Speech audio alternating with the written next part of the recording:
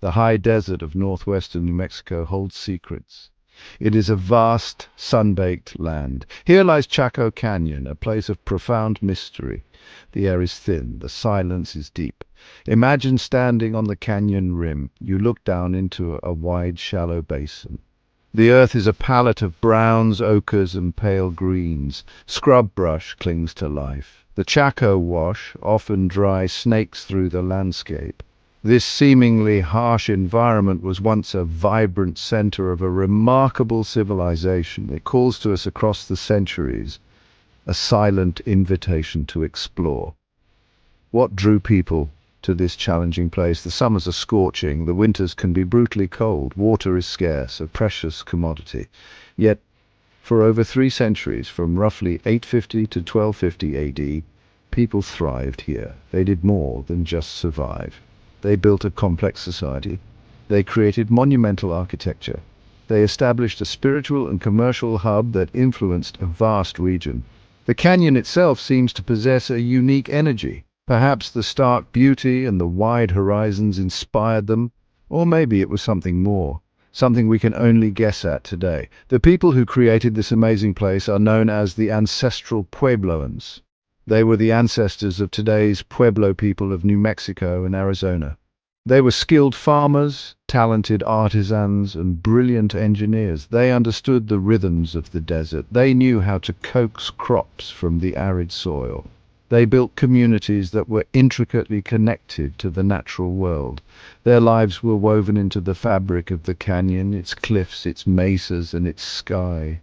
Their story is etched into the stones they left behind, waiting to be read. Chaco Canyon was not merely a collection of villages. It was the heart of a widespread cultural phenomenon. It was a central place, a gathering point for people from many outlying communities. Great houses rose from the canyon floor, symbols of power, religion, and social organization. Roads radiated outwards, connecting Chaco to distant settlements. This was a place of ceremony, of trade, of shared knowledge.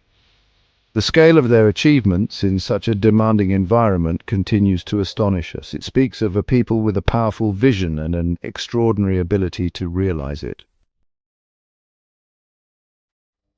The most striking features of Chaco Canyon are its great houses. These are not simple dwellings. They are massive, multi-storied structures. Their stone walls rise majestically from the canyon floor. Pueblo Bonito is perhaps the most famous. It is a D-shaped complex that once stood 4 or 5 stories high. It contained hundreds of rooms. Its construction was a marvel of engineering and planning. The builders used sophisticated masonry techniques. They carefully selected and shaped stones to create strong, beautiful walls. These buildings were designed to last for centuries, and they have. The architectural brilliance of the Chacoans is evident everywhere. They built with precision and an eye for detail. Core and veneer walls were common. This involved an inner core of rubble and rough stones. Then, carefully fitted facing stones were applied to the exterior and interior surfaces. This technique created thick, stable walls. Doorways were often T-shaped. Windows were small, perhaps to conserve heat or for defensive purposes. The sheer scale of these buildings is breathtaking. Think of the labor involved. Thousands of tons of sandstone blocks were quarried and transported. Millions of wooden beams were carried from distant forests, sometimes over 50 miles away. These were not just oversized apartment buildings. The great houses served multiple purposes. They were likely centers of ceremony and ritual. They may have housed elite families or religious leaders. Some rooms were clearly used for storage, holding vast quantities of corn, beans, and squash. Other areas were living spaces. The layout of these buildings is complex. They often included large plazas and numerous kivas, the sacred ceremonial chambers. The intricate planning suggests a highly organized society, a society capable of mobilizing and coordinating large numbers of people for ambitious construction projects. Consider the resources required. Trees for roofing beams were a critical element. Scientists have determined that many of these timbers came from mountain ranges far from the canyon. This implies a sophisticated system for procurement and transport. It also highlights the environmental impact of such large-scale construction in an arid land. The Chacoans were master builders. Their great houses stand as a testament to their ingenuity, their organization, and their deep connection to this place. They are stone giants sleeping in the desert sun, holding stories of a vibrant past. Beyond the great houses, another marvel of Chacoan engineering unfolds, an extensive network of roads. These were not mere footpaths. Many Chacoan roads were remarkably straight and wide, some up to 30 feet across. They often ran for miles, connecting the great houses within the canyon. They also extended far beyond, linking Chaco to outlying communities across the San Juan Basin. Archaeologists have identified hundreds of miles of these ancient roadways. They represent a significant investment of labor and planning, much like the great houses themselves. The construction of these roads is intriguing. They were often excavated several inches into the earth. Sometimes they were bordered by low earthen berms or stone curbs. They cut across difficult terrain, up steep slopes and over mesas, maintaining their straight alignments where possible. Unlike modern roads that follow contours, Chacoan roads often seem to ignore topography. This suggests they were more than just practical routes for travel or trade. Their very design hints at a deeper, perhaps symbolic significance. The effort to create such formal, imposing pathways is truly remarkable for their time. What was the purpose of these elaborate roads? This question remains a subject of much discussion among scholars.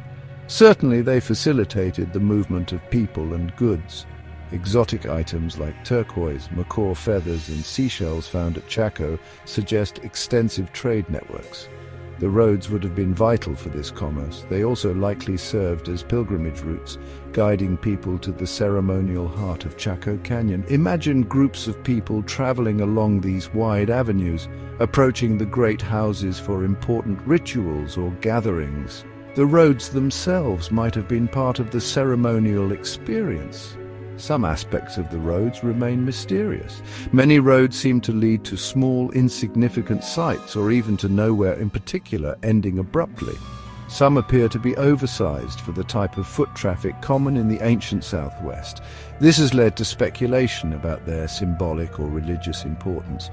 Perhaps they were spiritual pathways connecting the sacred sites of the Chacoan world, or maybe they represented the Chacoans' organizational power, a visible display of their influence over the landscape. Whatever their full meaning, these ancient highways speak of a connected and highly organized society. The people of Chaco Canyon were keen observers of the sky. They understood the movements of the sun, moon, and stars. This knowledge was woven into the very fabric of their lives and their architecture. Many of the great houses and other structures exhibit deliberate astronomical alignments. These alignments are not accidental. They demonstrate a sophisticated understanding of celestial cycles. This knowledge was crucial for agriculture, for timing ceremonies, and for maintaining harmony with the cosmos.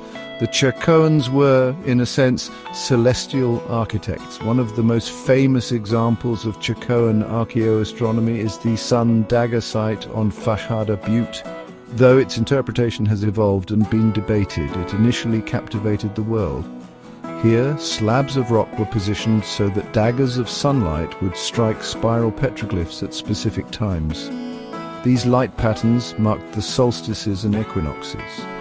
While access to Fajada Butte is now restricted to protected, the concept it represented is vital. It showed the Chacoans' ability to precisely mark key moments in the solar year. Such markers would have been invaluable for planning, planting, and harvesting. Other buildings within the canyon also show clear astronomical orientations. For example, the orientations of walls and doorways in some great houses align with the sunrise or sunset on the solstices or equinoxes. These alignments were likely intentional. They would have transformed these buildings into giant calendrical devices. Imagine standing in a specific room or plaza as the first rays of the solstice sun illuminated a particular niche or doorway. It would have been a powerful affirmation of the cosmic order and the Chacoan connection to it. This was not just practical, it was deeply spiritual.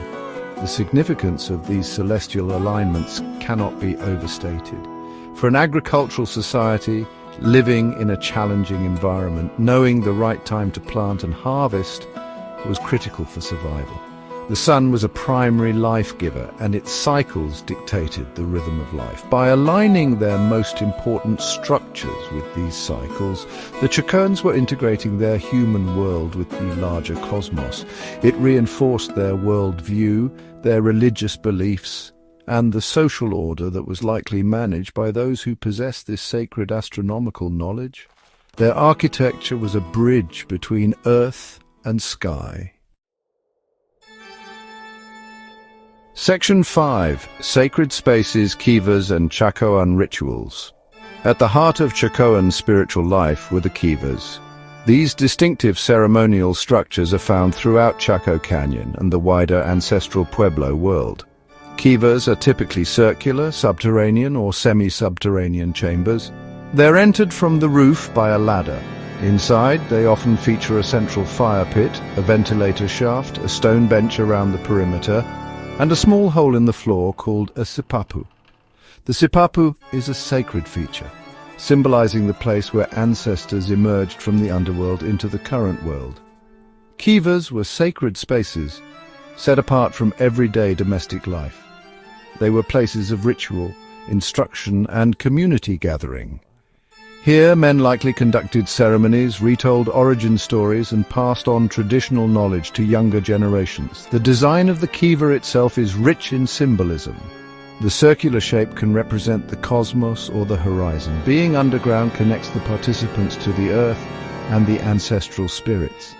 The ladder reaching to the sky links the earthly realm with the celestial one. These were powerful, transformative spaces. Chaco Canyon contains hundreds of kivas. They range in size from small ones, likely used by individual kin groups, to great kivas. Great kivas are enormous structures, some over 60 feet in diameter. They could have accommodated hundreds of people. These massive kivas suggest large-scale, community-wide ceremonies. Imagine the sounds of chanting, drumming and dancing echoing within these sacred chambers, the air thick with smoke from the fire pit, the flickering light casting shadows on the painted walls that some kivas once had. These were potent centers of religious power. The rituals performed in Chaco and kivas were likely diverse. They probably included ceremonies related to agriculture, hunting, healing, and initiation. They would have reinforced social bonds and community identity. They connected the people to their ancestors, to the spirits of the natural world, and to the cosmic order.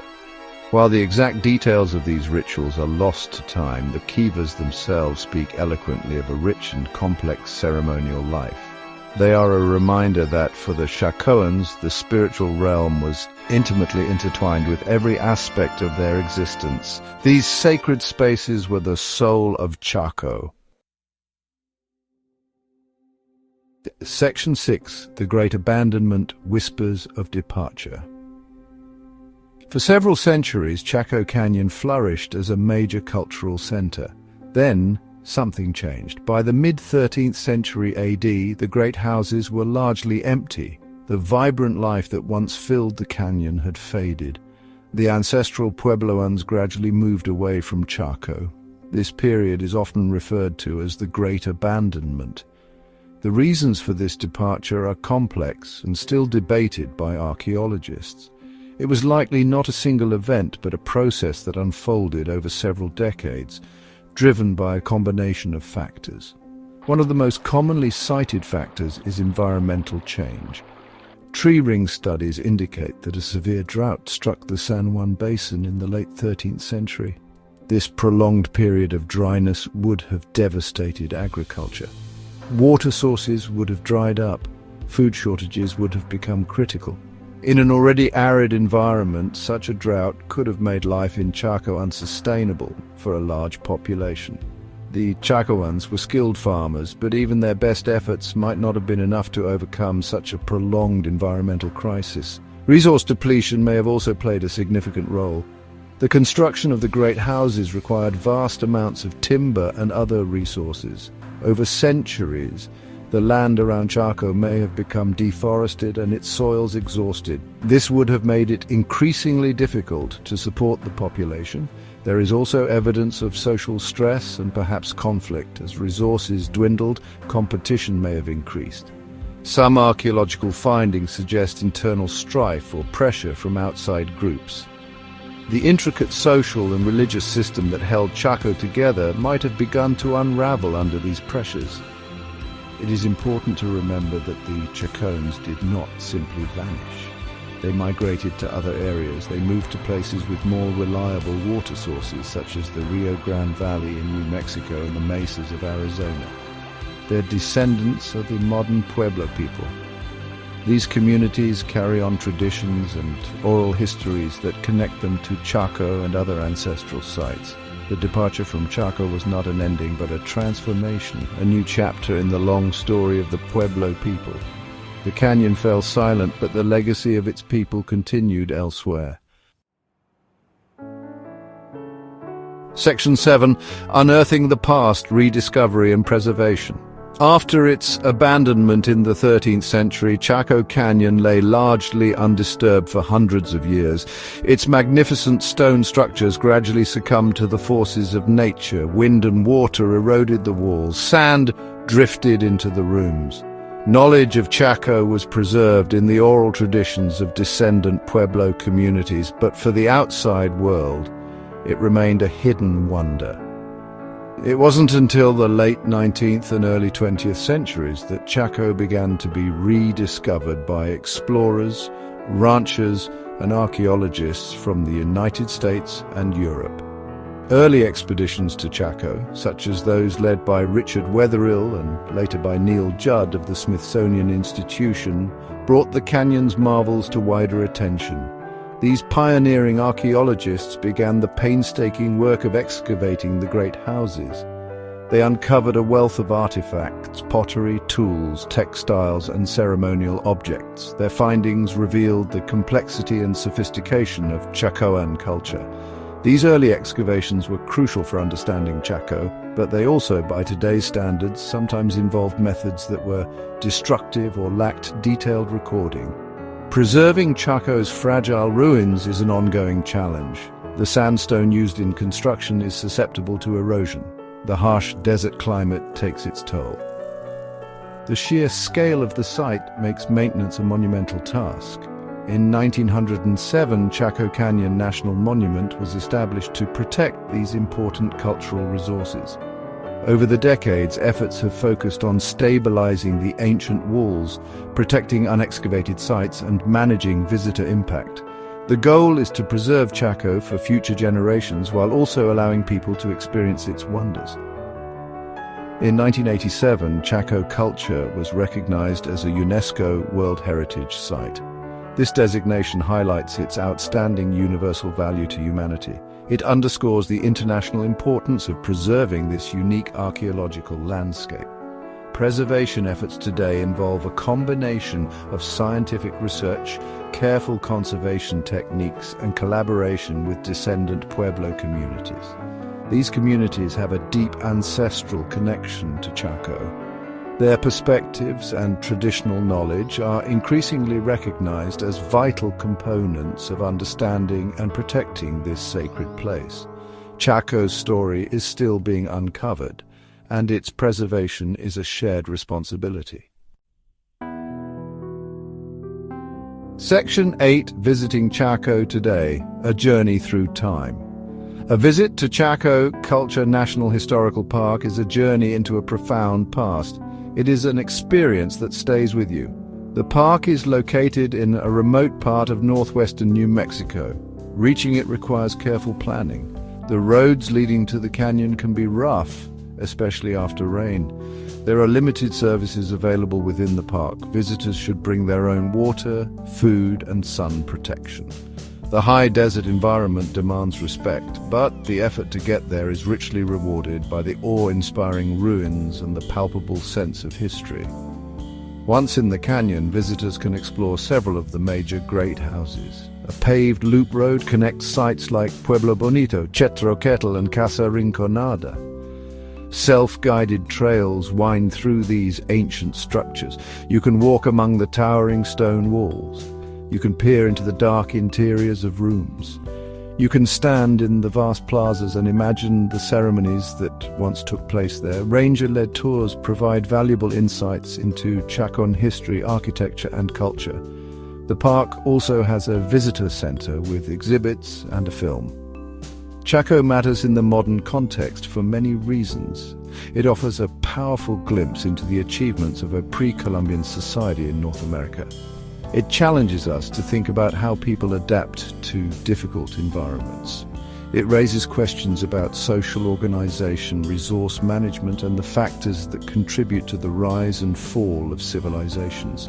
Chaco reminds us of the deep history of human presence on this continent. It also serves as a sacred ancestral site for contemporary Pueblo people, a tangible link to their heritage. When visiting Chaco, it is essential to be respectful. These are fragile, irreplaceable ruins. They are also sacred sites. Stay on marked trails, do not climb on walls or remove any artifacts. Listen more than you speak. Try to imagine the lives of the people who built this extraordinary place. Consider the silence and the vastness of the landscape. A visit to Chaco is more than just sightseeing. It is an opportunity for reflection, for learning, and for connecting with a remarkable chapter of human history. It is a journey worth making. Section 9 echoes in the stone Chaco's enduring legacy. Chaco culture, with its monumental architecture and mysterious history, leaves an indelible mark on all who encounter it. Its legacy is complex and multifaceted. It is a story of human ingenuity, of sophisticated social organization, and of a deep spiritual connection to the landscape. The Chacoans transformed a challenging desert environment into the center of a thriving cultural world. Their achievements in engineering, astronomy, and art continue to inspire awe and provoke questions. The sheer ambition of their building projects speaks volumes about their vision and their capacity for collective action. The great houses stand as silent witnesses to a vibrant past. They tell of a society that was able to mobilize labor and resources on an impressive scale. The road system reveals a connected world, a network of communities interacting through trade, ceremony, and shared beliefs. The astronomical alignments embedded in their architecture demonstrate a profound understanding of the cosmos and its rhythms. The kivas remind us of the importance of ritual and community in shaping human experience. Chaco was a place of immense power, both earthly and spiritual. Yet, Chaco's story also includes the mystery of its decline and abandonment. This serves as a poignant reminder of the impermanence of human endeavors. It prompts us to consider the delicate balance between society and environment. The lessons from Chaco about resource management, climate change, and social cohesion are perhaps more relevant today than ever before. As we face our own global challenges, the rise and fall of ancient civilizations like Chaco offer valuable perspectives. They teach us about resilience, adaptation, and the consequences of our choices. The enduring legacy of Chaco culture lives on. It lives on in the stones of the canyon, whispering tales to the desert wind. It lives on in the ongoing research by archaeologists and scholars who strive to piece together its complex history. Most importantly, it lives on in the traditions, languages, and beliefs of the descendant Pueblo communities of the American Southwest. For them, Chaco is not just an archaeological site, it is a sacred ancestral homeland, a place of origin, and a continuing source of cultural identity. The echoes from Chaco's stones continue to resonate, reminding us of the enduring power of the human spirit and the deep connections that bind us to the past.